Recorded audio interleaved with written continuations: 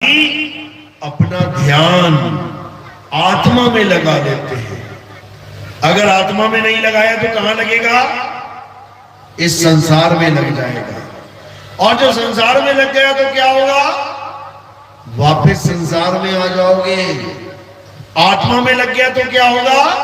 संसार से पार हो जाओगे, आत्म ज्ञानी हो जाओगे, आत्म स्वरूप सिद्ध हो जाओगे, आत्म लोक में प्रवेश कर जाओगे, सत्य लोक में प्रवेश कर जाओगे।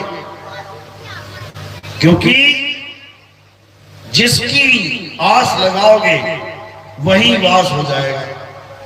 जिसने आस लगा ली कि मैंने बिहार में नहीं पढ़ना, मैंने दिल्ली पढ़ना है, वो फिर पूरा इंतजाम कर देगा दिल्ली जाने का। जहां आशा तहां वासा।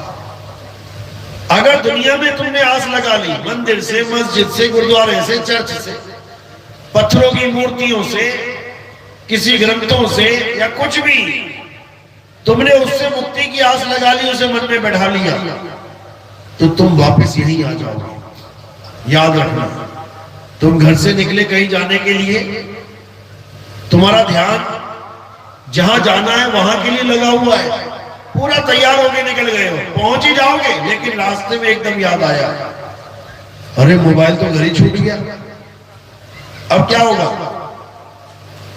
अब वापस बैग लग जाएगी तुम्हारी, तुम वापस घर आओगे। अब यानी जो ध्यान पूरा तैयार था जाने के लिए, एक मोबाइल ने उसको वापस घर पहुंचा दिया।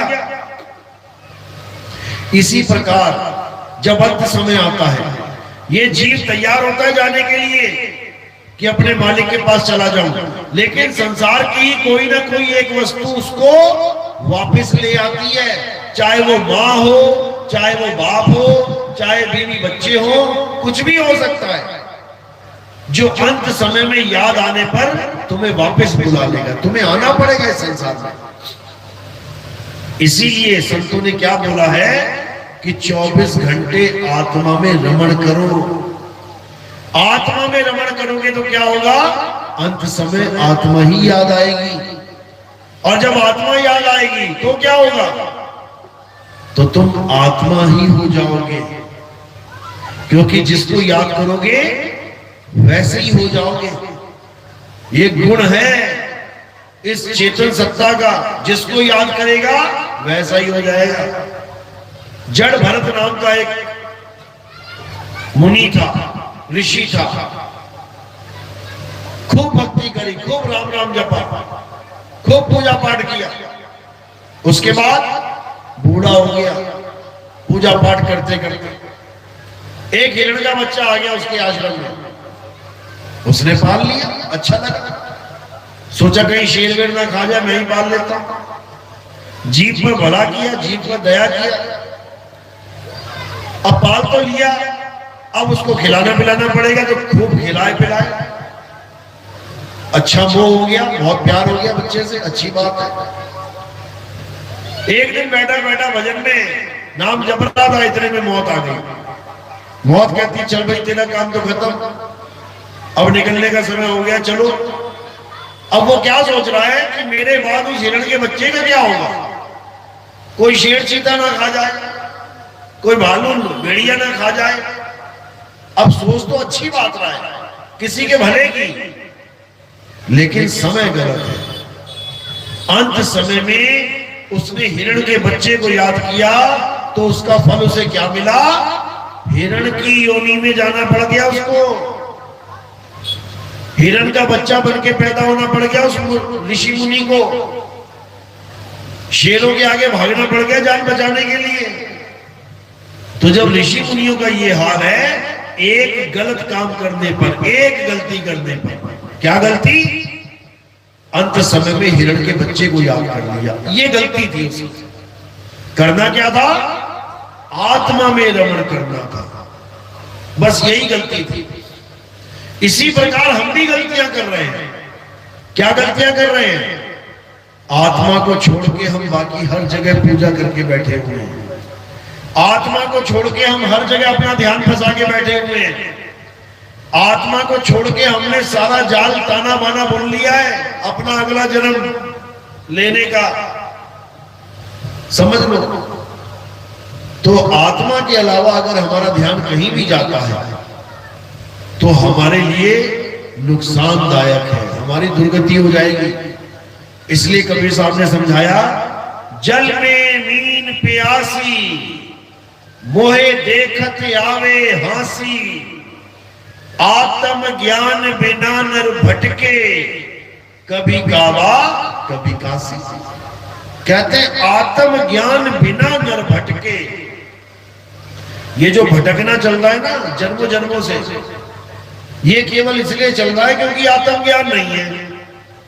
बिना आत्म ज्ञान के 1,84 में भी भटक रहे हैं और नदी नालों में भी भटक रहे हैं, मंदिर मस्जिद में भी भटक रहे हैं, तीर्थ स्थानों पर भी भटक रहे हैं, केवल आत्मा का ज्ञान ना होने पर। और अगर आत्मा का ज्ञान हो जाए फिर तो क्या बात है। उसके लिए क्या बोला गया कि अगर आत्मा का ज्ञान हो जाए तो वो संत, वो साधु, वो भगत भगवान का ही रूप हो जाता है। 4 प्रकार के ज्ञानी पुरुष बताए, 4 प्रकार के भगत बताए कृष्ण जी ने गीता में। कौन कौन से?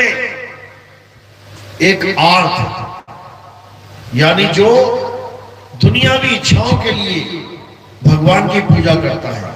हे भगवान मुझे नौकरी मिल जाए, हे भगवान मेरी लॉटरी लग जाए, हे भगवान गाड़ी आ जाए, हे भगवान बंगला आ जाए, हे भगवान इस बार फसल अच्छी हो जाए। ये कौन से नंबर का भगत है? सबसे लो लेवल भगत, जो भगवान से केवल दुनियावी इच्छाएं पूरी करने के लिए उसकी पूजा कर रहा है। उससे ऊपर का लेवल किसका है? अथार्थी। वो कौन है? जो दुख मुसीबत पड़ने पे सच्चे मन से भगवान को याद करता है। उसे दुनियावी चीज नहीं चाहिए।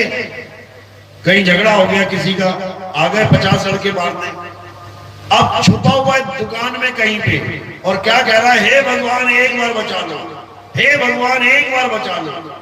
अब वो अरदास इतने सच्चे मन से होती है उसकी कि आप सोच भी नहीं सकते।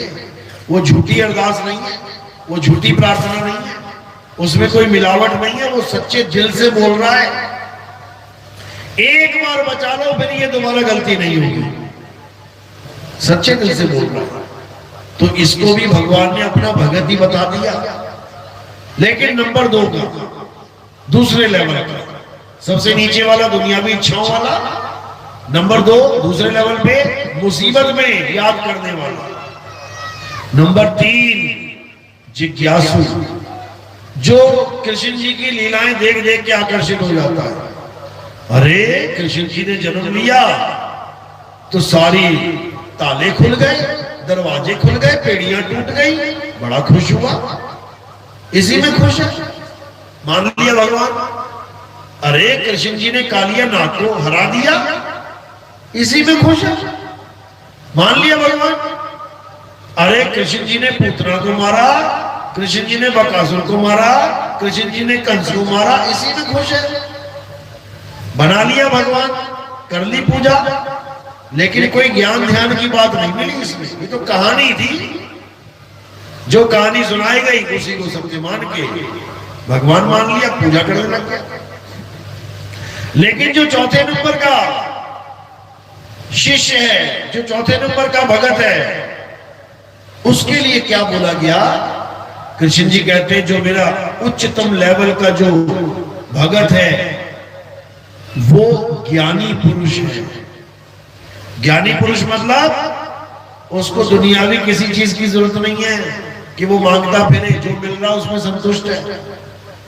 उसे किसी दुख में याद करने की जरूरत नहीं है, वो 24 घंटे याद कर रहा है। दुख आने का इंतजार नहीं कर रहा कि दुख आएगा तो सच्चे मन से याद करूंगा। उसे किसी लीलाओं का भी कोई चक्कर नहीं है कि कृष्ण जी ने इसको मारा कि उसको मारा। वो ये देख रहा है कि कृष्ण जी ने ज्ञान क्या दिया है। वो कहानियां नहीं सुनता कि कृष्ण जी ने ये किया, वो किया, बालपन में ऐसा किया। वो कहता है ज्ञान क्या दिया वो बताओ। और कृष्ण जी का ज्ञान क्या है? गीता का ज्ञान। वो गीता पढ़ता है, वो गीता पे आता है सीधे उसको इससे कोई मतलब नहीं कौन कृष्ण कौन राधा, उसको इससे मतलब है मुझे ज्ञान चाहिए, मुझे मुक्ति के लिए ज्ञान चाहिए। और जब वो गीता का ज्ञान समझता है तब उसके सारे भ्रम टूट जाते हैं, क्योंकि गीता हर प्रकार के शरीर की पूजा करने से परहेज करती है, मना करती है। यहां तक कि देवी देवताओं की पूजा करने वाले को अल्प बुद्धि जीव बोला है गीता में। अल्प बुद्धि मतलब जिनकी बुद्धि छोटी हो, कम हो। अध्याय 7 23वां श्लोक पढ़ लेना अगर घर में गीता रखी है तो वहां क्या बोला? हे अर्जुन, जो अल्प बुद्धि जीव है वो देवताओं की पूजा करते हैं, देवताओं की पूजा करने वाले देवलोक को चले जाते हैं, पितरों की पूजा करने वाले पितरलोक को चले जाते हैं, भूतों की पूजा करने वाले भूतों के लोक में चले जाते हैं। इन तीनों में से कोई भी मुझे प्राप्त नहीं कर पाता, बिल्कुल मना करता। तो मुझे प्राप्त कौन करता है ये भी बताया है। हे अर्जुन, जो तत्व रूप में मुझे जानते हैं, जो मुझे काया करके नहीं जानते कि ये 2 आंखें, 2 कान, बाल, खाल, हड्डी, मांस ये कृष्ण जी हैं, नहीं है। ये तो शरीर है, 5 तत्वों का नाशवान शरीर है, एक दिन नाश हो जाएगा और हो ही गया था। कृष्ण जी के शरीर का नाश कैसे हुआ? क्या लगा था पैर में? तीर लगा था। तीर मारा, किसने मारा? बहेलिये ने मारा, शिकारी ने। कौन था वो शिकारी? बलि था, सुग्रीव का भाई बाली। तो बाली ने क्यों मारा? कारण क्या था? क्योंकि बाली को राम जी ने मार दिया था, छुप के, पेड़ के पीछे छुप के। अगर आमने सामने मारते तो कोई दिक्कत नहीं थी। क्यों? क्योंकि आमने सामने क्षत्रिय लड़ते हैं और एक दूसरे को मार देते हैं, कोई दिक्कत नहीं है। लेकिन राम जी ने छुप के तीर मारा निहत्थे पे, जो अपने भाई के साथ द्वंद्व कर रहा था, युद्ध कर रहा था। तो जब छुप के तीर मारा तो बाली भी क्षत्रिय है भाई, वो भी जानता है नियम। आप फुटबॉल देखो, फुटबॉल में अगर कोई फाउल करता है तो दूसरा वाला प्लेयर एकदम बोल देता है, इशारा कर देता है कि फाउल कर दिया इसने। जानता है वो कि ये फाउल। क्यों? क्योंकि वो भी प्लेयर है। इसी प्रकार दोनों क्षत्रिय हैं, राम जी भी क्षत्रिय है, बाली भी क्षत्रिय है। क्षत्रिय यानी योद्धा। तो क्षत्रिय धर्म में ये मना है, स्त्री पे, बच्चे पे और निहत्थे पे शस्त्र नहीं उठाया जाता, उनको मारा नहीं जाता। लेकिन राम जी ने मर्यादा भंग कर दी, मर्यादा पुरुषोत्तम ने मर्यादा भंग कर दी और तीर मार दिया। अब बाली को जब तीर लगा तो बाली ने श्राप दे दिया कि हे राम, जैसे तुमने मुझे छुप के मारा है कायरों की तरह, ऐसे ही मैं भी तुम्हें छुप के मारूंगा। लग गया श्राप। क्या करें? उस एक श्राप के कारण 1 युग तक इंतजार करना पड़ा राम जी को। कृष्ण बन के आए फिर, और पूरी लीला जब समाप्त हुई तो उन्हीं कृष्ण जी के पैर में तीर मारा बाली ने आकर, तब जाके ये शरीर का नाश हुआ। और उनका अंतिम संस्कार कहां हुआ? गुजरात की धरती पे। गुजरात में बना हुआ है मंदिर जहां पे उनके तीर लगा था और संस्कार हुआ था। तो ये सारा खेल किसका है? ये मन और माया का खेल चल रहा है, ये सत्य असत्य का खेल चल रहा है। असत्य क्या है? सारे शरीर असत्य हैं, क्योंकि ये जन्मते और मर जाते हैं। गीता में एक भी जगह असत्य की पूजा करने का विधान नहीं है।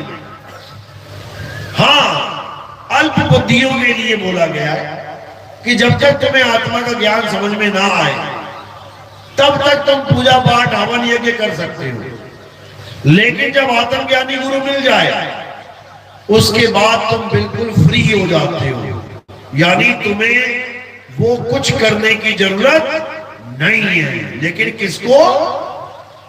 जिसको आत्मज्ञानी गुरु मिल जाए। ये नहीं कि तुम छोड़ छाड़ के बैठ जाओ, वो नहीं बोला। आत्मज्ञानी गुरु के लिए क्या बोला गीता में कि हे अर्जुन, अगर तुम सत्य को जानना चाहते हो, अगर तुम सत्य को प्राप्त करना चाहते हो, अगर तुम आत्मा को जानना चाहते हो तो क्या करो? अध्याय 4 34वां श्लोक क्या कह रहे हैं? हे अर्जुन, अगर तुम सत्य को प्राप्त करना चाहते हो तो ऐसे तत्वदर्शी संत की शरण में जाओ। नाम जपने वालों के लिए नहीं बोला कि वृंदावन जाके राधे राधे करने लग जाना, कि अयोध्या जाके राम राम करने लग जाना, कि काशी जाके बोल बम करने लग जाना। ये नहीं बोला। क्या लिखा है वहां पे? वहां लिखा है कि ऐसे तत्वदर्शी संत की शरण में जाके दंडवत प्रणाम करके छल कपट से रहित होकर उनसे ज्ञान की अरदास कर, उनसे ज्ञान मांग, और जब वो तुझ पे खुश हो जाएंगे तब वो तुझे आत्म ज्ञान देंगे। आत्म ज्ञान यानी ऐसा ज्ञान देंगे जो अजर अमर अविनाशी है, क्योंकि आत्मा शरीरों की तरह कभी मरती नहीं, सदा सदा जीवित रहती है। आत्मा छोड़ो, आत्मा का अंश जो जीव है वो भी सदा सदा के लिए अमर है। गाते हैं आप लोग, ईश्वर अंश जीव अविनाशी। ईश्वर तो छोड़ो, वो तो अविनाशी है ही है, ईश्वर का अंश भी अविनाशी है, यानी जीव अविनाशी है। जीव कभी मरता नहीं, लेकिन ये सारे जीव मौत के डर से डरे बैठे हैं। ये संसार में जितने जीव हैं ये सब एक दिन मर जाऊंगा मर जाऊंगा मर जाऊंगा ये दिमाग में लेके बैठे हुए हैं। अपने आप को पैदा होने वाला और मर जाने वाला शरीर मान बैठे हैं, जबकि है क्या? अविनाशी। और शरीर क्या है? नाशवान। यानी जीव शरीर नहीं है, जीव अविनाशी है। आप शरीर नहीं हो, आप अविनाशी हो। आपका ना तो कभी जन्म होता है ना ही कभी मृत्यु। तो ये शरीर कहां से मिल गया फिर? ये मिलता है मां के गर्भ से। मां के गर्भ से मिलता है ये। तो क्या करना है आप?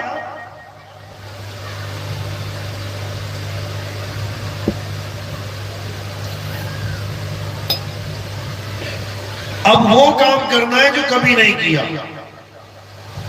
सतयुग में खूब नाम जपे, खूब पूजा पाठ करी। आम इंसान तो छोड़ो, राक्षसों ने भी करी। सतयुग में राक्षस भी भगवान का नाम जपते हैं। आम आदमी तो जपता ही जपता है, देवी देवता तो जपते ही हैं, राक्षस भी नाम जपते हैं और भगवान उनको दर्शन भी देते हैं। देखा ना, राक्षस नाम जपते हैं, ओम नमः शिवाय, ओम नमः शिवाय। तो नमः शिवाय जपते जपते शंकर जी को आना पड़ता है, राक्षस के सामने खड़े होकर आशीर्वाद देना पड़ता है। बोल क्या चाहिए? सतयुग ऐसा युग है जहां राक्षस भी भगवान का नाम जपेंगे, लेकिन मुक्ति प्राप्त नहीं कर सकते, अमर नहीं हो सकते। मांगते तो पहला वरदान अमरता का ही है। कोई भी राक्षस का इतिहास उठा के देख लो, जब भगवान प्रकट हो जाते हैं तो राक्षस क्या कहता है? प्रभु मुझे अमर कर दो। तुम नहीं मांगोगे कभी कि मुझे अमर कर दो, तो तुम कहोगे मेरी बहू सुधर जाए, मेरा बेटा बिगड़ गया वो सुधर जाए, बेटे को नौकरी लग जाए, मकान दुकान बन जाए। तुम भगवान से दुनियावी चीजें मांगोगे। और वो राक्षस होके क्या मांग रहा है कि मुझे अमर कर दो। इतना ज्ञान, इतना ज्ञानी राक्षस कहां से आ रहा है? ये ज्ञान कहां से आता है? ज्ञान गुरु से। यानी राक्षसों ने भी गुरु बना रखा है, बिल्कुल बना रखा है। कौन है गुरु उनका? क्या नाम है उसका? शुक्राचार्य। शुक्राचार्य यानी राक्षस भी शुक्र बना रहे हैं कि हमारा भी कोई आचार्य है, शुक्र आचार्य।